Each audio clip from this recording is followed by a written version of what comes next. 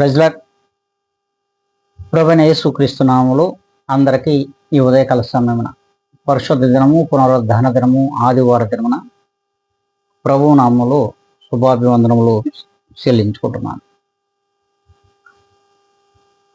సర్వోన్నతమైన స్థలములలో దేవునికి మహిమయు, తనకిష్టమైనటువంటి మనుషులకు భూమి మీద సమాధానము కలుగును గాక.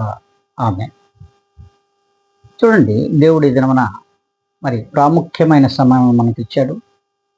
ఇచ్చినటువంటి ఇటు సమయం ప్రతి మానవుడు సద్వినియోగం చేసుకోవాల్సిన అవసరం ఎంతైనా ఉంది అని దేవుని వాక్యం సెలవిస్తుంది. చూద్దాము, నరులు దేన్ని గూర్చి దుఃఖపడాలి? సర్వ మానవాళి కూడా ఏ విషయంలో దుఃఖపడవలసిన అవసరం ఉంది? ఒక్కసారి ప్రతి ఒక్కరూ కూడా లేఖనముల ద్వారా చూసినట్లయితే, ఈ దినం పరిశుద్ధ లేఖనముల ద్వారానే ప్రభువుల వారు మనతో మాట్లాడుతూ ఉన్నారు. అది కొరింథీయులకు రాసిన 2వ పత్రిక 7వ అధ్యాయము 10వ లేఖనమును మనం చదువుకుందాం. దైవ చిత్తానుసారమైన దుఃఖము రక్షణార్థమైన మారు మనసును కలుగజేయును. ఈ మారు మనసు దుఃఖమును పుట్టించదు, అయితే లోక సంబంధమైన దుఃఖము మరణమును కలుగజేయును. హల్లెలూయా, దేవునికే మహిమ కలుగునుగాక. దేవాతి దేవుడు ఈ దినమున మనందరితో మాట్లాడుతున్నటువంటి మాటే. చూడండి, ప్రభువు స్పష్టంగా ప్రతి వ్యక్తితో మాట్లాడుతూ ఉన్నాడు. ప్రతి జనముతో ఈ దినమున మాట్లాడుతూ ఉన్నారు. ప్రతి మనిషితోనూ మాట్లాడుతూ ఉన్నారు. చూడండి, ఏ దినమైనా సరే మనము ఈ లోకములో లోక సంబంధమైనటువంటి దుఃఖము మరణమునకు చేరువ చేస్తుంది అని వాక్యం సెలవిస్తూ ఉంది. అయితే ఈ లోక సంబంధమైన ఈ దుఃఖమే మరణమునకు కారణమైతే, మరి ఈ మరణం ఏమిటి? అసలు పాపము. మరణము పాపం. సర్వలోకములోని మానవాళి అంతా కూడా ఈ పాపము చేత దుఃఖపడవలసిన అవసరము ఆసన్నమైంది. ప్రభువులు వారే స్పష్టంగా మాట్లాడుతూ ఉన్నారు. మానవాళి చేస్తున్నటువంటి ఇట్టి పాపపు క్రియల చేత ప్రతి మనిషి కూడా ఈ లోకంలో దుఃఖపడుతూ ఉన్నాడు. అయినా పైకి మాత్రం చాలా డంబముగా కనబడతాం. నేను పాపం చేయలేదు, నేను మరణమాత్రుడు కాదు, కాబట్టి దేవునికి నేను చాలా ఇష్టడునని సార్వత్రిక సంఘములలో విశ్వాసులు కూడా అనుకుంటున్నారు. అంతేకాదు, ప్రపంచ నలుమూలలో ఉన్నటువంటి జనులు కూడా, ప్రజలు కూడా అనుకుంటున్నారు. ఇట్టి మనుషులను బట్టి ప్రభువులు వారు స్పష్టంగా మాట్లాడుతున్నాడు. ఎప్పుడైతే నువ్వు ప్రభువులో నీ యొక్క దుఃఖం సార్థకతను చేకూరుస్తుంది. అంతేకాకుండా అది ఆ దుఃఖము రక్షణ కొరకైనటువంటి మారు మనసును నీకు దయచేస్తుంది. అంటే నీ మనసును మారుస్తుంది, నీ ప్రవర్తనను కూడా మారుస్తుంది. ఇట్టి దుఃఖము నీకు మారు మనసును కలుగజేయును. కాబట్టి దేవుని చిత్తానుసారమైన దుఃఖము రక్షణార్థమైన మారు మనసుకే కారణము, కానీ దుఃఖమునకు ఏ మాత్రము కూడా కారణము కాదు అంటున్నాడు. మరి పాపము చేత నరులు దుఃఖమునకు ఈ లోకములో పాత్రులవుతున్నారనే విషయాన్ని ఏనాడు కూడా ఏ మానవుడు కూడా నిజముగా ఒప్పుకోవడంలే. తన్ను తాను ఆత్మద్రోహం చేసుకుంటూ ఉన్నాడు ఈ లోకంలో. ఈ లోకంలో తన్ను తాను ఆత్మద్రోహం చేసుకుని బ్రతుకుతున్నాడే తప్ప ఏ మాత్రము కూడా పశ్చాత్తాపమైనటువంటి మనసు కానీ, అటు ప్రభువులో మారు మనసు కానీ, అటు ప్రభువులో ఉండాలి, ప్రభువు కొరకు జీవించాలని ఆ యొక్క మనసు కలిగి తన ప్రవర్తనను కూడా ఈ లోకంలో ఏ నరుడు కూడా మార్చుకోవడం లేదట. అందుకే మత్తయి శుభవార్తలో ప్రభువుల వారు స్పష్టంగా మాట్లాడతాడు. 3వ అధ్యాయము 7వ లేఖనం, మారు మనసుకు తగిన ఫలం ఫలించుడి అని ప్రభు చెప్తున్నాడు. మారు మనసుకు తగినటువంటి ఫలమును మీరు ఫలించుడి. అప్పుడు పాత మనస్సును, పాత ప్రవర్తనను, లోకపరమైనటువంటి పాపమును కూడా నువ్వు విడిచి దేవుని సంబంధమునకై ఎదురు చూస్తుంటావు. దేవునిలో మారు మనసు పొందుకుంటావు. దేవునిలో రక్షణను నువ్వు పొందుకుంటావు. అందుకే ప్రభువునందు నువ్వు జీవించగలిగినట్లయితే నీ క్రియలు కూడా ప్రభువుకు మాదిరికరంగానే ఉంటాయి. నీ క్రియలు కూడా ప్రభువుకు మాదిరికరంగా ఉంటాయి. అంతేకాకుండా లోక పాపమును గూర్చి చాలా జాగ్రత్త పడతావు.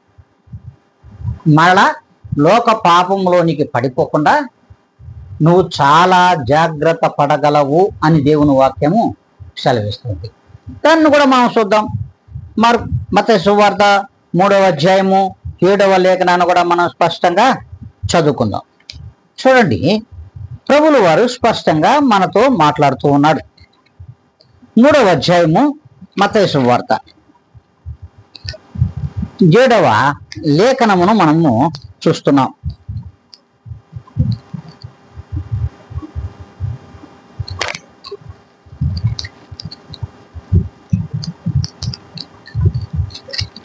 మూడవ అధ్యాయము 7వ లేఖనం, అతడు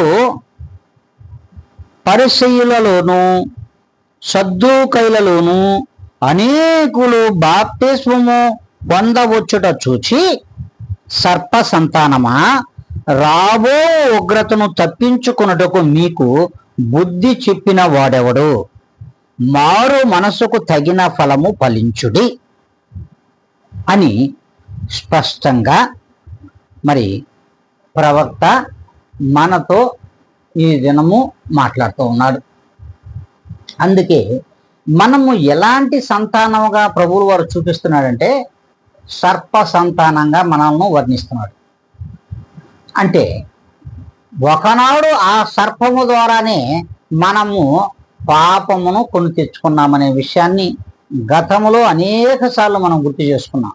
అయితే ఇప్పుడు కూడా సద్దూకైలతో మాట్లాడుతూ ఉన్నాడు, పరిసయ్యులతో మాట్లాడుతున్నాడు, అనేక మంది జనులతో కూడా మాట్లాడుతూ ఉన్నాడు ప్రభువుల వారు.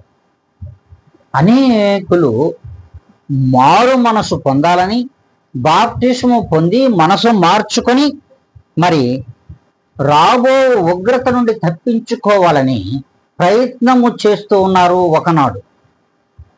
మరి అందుకే ప్రభు అంటున్నాడు, మరి ఇలా మీకు బుద్ధి చెప్పిన వాడు ఎవడు? నిజముగా దేవుడే. మాకు మారు మనసుకు తగిన ఫలము ఫలించుడి. ఇప్పుడైనా సరే బుద్ధి తెచ్చుకొని మారు మనసుకు తగిన ఫలము ఫలించుడి అని దేవుని వాక్యం సెలవిస్తుంది. మరి ఇలా మనం ఉన్నామా? ఇప్పుడైనా మనం మన మనసులను మార్చుకోగలుగుతున్నామా? మన పాత ప్రవర్తనను, రోత ప్రవర్తనను ఏ దినమైనా మార్చుకోగలుగుతున్నామా?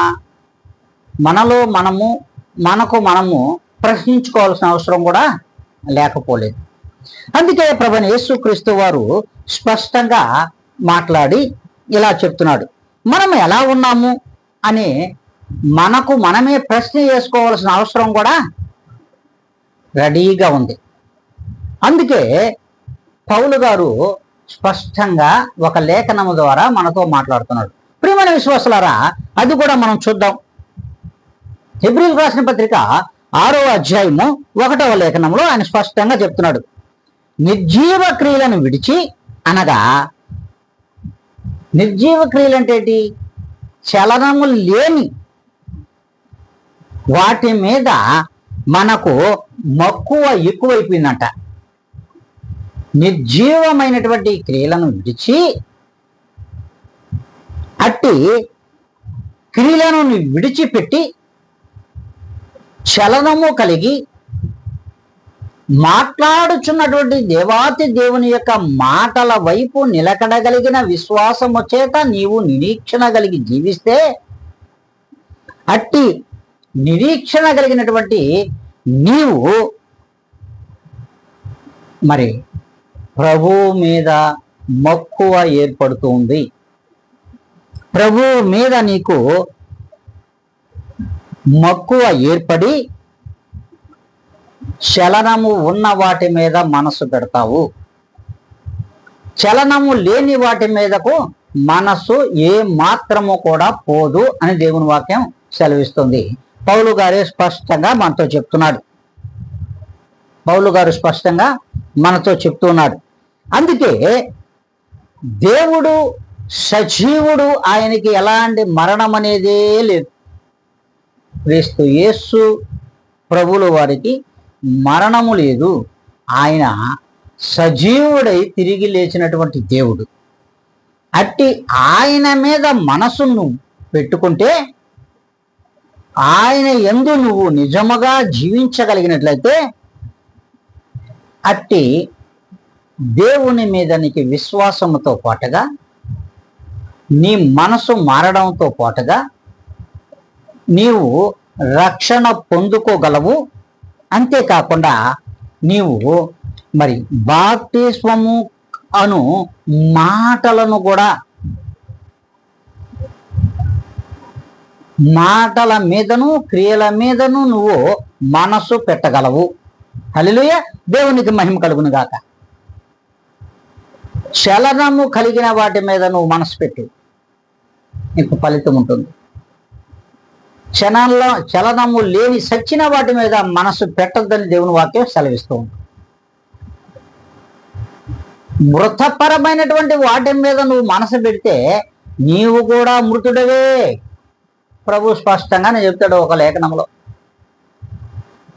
మృతులను మరి భూస్థాపన కార్యక్రమం చేసుకుంటారు, మరి నీకెందుకు అని ఒక శిష్యుడితో మాట్లాడతాడు. అవును, దేవుణ్ణి ఎరగని బిడ్డలు ఈ లోకంలో మృతులే. ఎందుకంటే వారు మృతపరమైనటువంటి నిర్జీవమైన వాటిని మరి ఆచరిస్తూ ఉంటారు, వాటినే ఎక్కువ మక్కువ చూపుతారు వాటి మీద, కనుక వారు మృతులే. మృతపరమైనటువంటి వాటి మీద మనసు పెట్టిన వాడు మృతుడు కాక ఏమవుతాడు? దేవుని వాక్యం ఆలోచిస్తుంది. ఒకసారి ఆలోచించండి. అయితే సజీవమైనటువంటి చలనము కలిగిన వాటి మీద మనసు పెడితే మరి జీవిస్తున్నట్టు లెక్క. వీరు సజీవులు అని దేవుని వాక్యం సెలవిస్తుంది. అందుకే ఇట్టి చలనము కలిగిన వాటి మీద, వాటి క్రియల మీద నువ్వు మనసు పెట్టు. ఇది నిజముగా నీకు మేలే చేస్తుంది తప్ప కీడు చేయదని దేవుని వాక్యం సెలవిస్తుంది. అంతేకాదు, ఒకనాడు బాప్తిస్మమిచ్చు యోహాను పరలోక రాజ్యము సమీపించినది, మారు మనసు పొందుడి అని యోదయ అరణ్యములు ప్రకటిస్తూ ఉన్నాడు. ఒకనాడు బాప్తిస్మమిచ్చు యోహాను యోదయ అరణ్యములు పరలోక రాజ్యము సమీపించి ఉన్నది, మారు మనసు పొందుడి అని ప్రకటిస్తూ ఉన్నాడు. అయితే ఇప్పుడు ప్రభువు యొక్క బోధల చేత, ప్రభు అయిన యేసుక్రీస్తు యొక్క శ్రేష్టమైన రక్తము పలికినటువంటి ఆ పలుకులను ఈనాడు ప్రభు యొక్క రెండవ రాకడ సమీపించుచున్నది, మీరు మారు మనసు పొందుడి, రక్షణ భాగ్యమును పొందుకోండి, మరి ప్రభువులో మీరు జీవించండి అని అనేక మంది సేవకులు ప్రచురపరచుచున్నను ఏ ఒక్కరు కూడా ఖాతరు చేయడం లేదు. హల్లెలూయా, దేవునికి మహిమ కలుగును గాక. ప్రియమైన విశ్వాసులారా, అంతేకాదు విశ్వాసులు కూడా ఈ విషయమును లెక్కలోకి తీసుకోవడంలే. ప్రభు రాకడ సమీపించుచున్నదని అనేక మంది సార్వత్రిక సంఘములలో విశ్వాసులకు, మరి సేవకులు, సంఘ కాపర్లు, ప్రసంగికులు ఎంతో మంది బోధించుచున్నను, ప్రభు యొక్క మాటలు వినిపించుచున్నను. ఏ ఒక్కరిలో కూడా మార్పు లేనే లేదు. అట్టి దేవుని మాటలు వినడానికి కూడా వారికి చెవులు రావడం లేదు, గ్రహించడానికి హృదయం కూడా రావడం లేదు. అందుకే దేవుని వాక్యం సెలవిస్తూ ఉంది, స్పష్టంగా సెలవిస్తుంది. చూడండి. అందుకే ప్రభువు వారు ఏ దినమున మనతో మాట్లాడుతున్నటువంటి మాటలను మనం మనసున ఉంచుకోవాల్సిన అవసరం ఎంతైనా లేకపోలేదు. అందుకే పౌలు గారు ఒక సందర్భంలో అంటాడు, కొరింథీయులకు రాసిన 2వ పత్రిక 12వ అధ్యాయము 20 నుండి 22 లేఖనాలను మనం చదువుకుందాం. ఎందుకనగా, ఒకవేళ నేను వచ్చినప్పుడు మీరు నాకు ఇష్టలుగా ఉండరేమో అనియు, నేను మీకిష్టలుగా ఉండనేమో అనియు, ఒకవేళ కలహమును, అసూయయు, క్రోధములను, కక్షములను, కొండెములను, గుసగుసల ఆడుటలను, ఉప్పొంగుటలను, అల్లరులను ఉండునేమో అనియు, నేను మరలా వచ్చినప్పుడు నా దేవుడు మీ మధ్య నన్ను చిన్నబుచ్చునేమో అనియు, మునుపు పాపము చేసి తాము జరిగించిన అపవిత్రత, జారత్వము, పోకిరి చేష్టలు నిమిత్తము మారు మనసు పొందని అనేకులను గూర్చి దుఃఖపడవలసి వచ్చునేమో అని భయపడుచున్నాను. చూడండి, ఇంత పరిశుద్ధ లేఖనమును బోధించినటువంటి మరి పౌలు గారు మాట్లాడుతున్నటువంటి మాటలు. అవును, ప్రభుని యేసుక్రీస్తు వారు వచ్చు సమయమునకు ఆయనకు ఇష్టలుగా మనం ఉండమేమో, ఆయనకు కష్టము కలిగించే వారిగా ఉంటామేమో. అంతేకాకుండా ఒకవేళ ఈ లోకములో కలహము, అసూయ, క్రోధము, ద్వేషము, మతతత్వము, అలాగే మరి గుసగుసలు ఆడుకోవడము, సంఘములలో కూడా గుసగుసలు ఆడుకుంటూ ఉన్నారు. గుసగుసలు ఆడుకోవడము, ఉప్పొంగిపోవడం, నేనే గొప్పవాడిని ఉప్పొంగిపోవడం, అంతేకాకుండా అల్లరతో కూడినటువంటి ఆట పాటలన్నిటిని కూడా క్రోడీకరించుకొని ఆయన మాట్లాడుతున్నారు. మరి ప్రభువు సమయమునకు మీరు ప్రభువుకు ఇష్టలుగా ఉండకపోతే అనేకులు ఈ లోకములో లోక పాపమును గూర్చి నివారణ పొందలేక దుఃఖపడవలసి వస్తుంది అని నేను భయపడుతున్నానని మరి పౌలు గారు అంటున్నారు. ఎస్, నిజమే. మరి ఇంత బోధ వినిపించినటువంటి పౌలు గారి యొక్క మాటలను కూడా మనం లెక్క చేయలేకపోతున్నాం. పౌలు గారు చెప్పినటువంటి ఈ మాటలను మీ సంఘములలో మీ సేవకులు, మీ యొక్క కాపరులు బోధించుచున్నను, వాటిని మనం లెక్క చేయలేకపోతున్నాం. మనకు మనమే అతిశయపడిపోవడం వలన, మరి ఈ లోక పాపమునకు దాసోహము చేయుచుండడం వలన నరులందరూ కూడా పాపము నుండి దుఃఖ నివారణ పొందలేక ఖచ్చితంగా దుఃఖిస్తారు. దుఃఖించవలసిన సమయము ఆసన్నం అవుతుంది అని పౌలు గారు భయపడుతున్నారు. నువ్వు భయపడుతున్నావా ప్రియమైన దేవుని బిడ్డ? ఏ నాడైనా సరే ప్రభువుకు మనం భయపడే వారిలో ఉన్నామా? ప్రభువును ఇష్టపడే వారిలో మనం ఉన్నామా? కాదు, కష్టము కలిగించే వారిలోనే ఉన్నాం మనం. దేవునికి కష్టము కలిగించే వారిలో ప్రతి విశ్వాసి ఉన్నాడు, ప్రతి మానవుడు ఉన్నాడు. ఈ లోక ప్రజలందరూ కూడా దేవునికి ఇష్టలుగా ఏ మాత్రము కూడా లేరు. ఇక మీదైనా మారండి, లోక పాపమును విడిచి ప్రభువును తలచి ప్రభు వాక్యమునకు లోబడి జీవించండి అని దేవుని వాక్యము ఇదనమన సెలవిస్తుంది. ఈ రీతిగా ఉన్నట్లయితే ప్రత్యేకంగా గమనించవలసిన విషయం, లోక పాపము విషయమై దుఃఖపడవలసిన సమయములు ఆసన్నమవుతూ ఉన్నాయి. అయితే నీవు మారు మనసు పొంది మనసు మార్చుకొని ప్రవర్తనను మార్చుకొని ప్రభువుకు మాదిరికరంగా నడువు. అప్పుడు ప్రభువు నిన్ను ప్రేమించి నీతో నడుస్తాడు. లోకపరమైనటువంటి పాపపరమైనటువంటి దుష్ట క్రియల వలన నువ్వు దుఃఖపడవలసిన అవసరము ఉండదు. అట్టి లోక పాపము నుండి దుఃఖ నివారణను నువ్వు పొందగలవు అని దేవుని వాక్యం సెలవిస్తుంది. అంతేకాకుండా తన కృపతో నీ పాపములను క్షమించి నీకు ప్రేమ, సంతోషము, సమాధానము, దీర్ఘశాంతము, దయాళత్వము, మంచితనము, విశ్వాసము, సాత్వికము, ఆశ నిగ్రహం అనే ఆత్మ ఫలముల చేత నిన్ను నింపి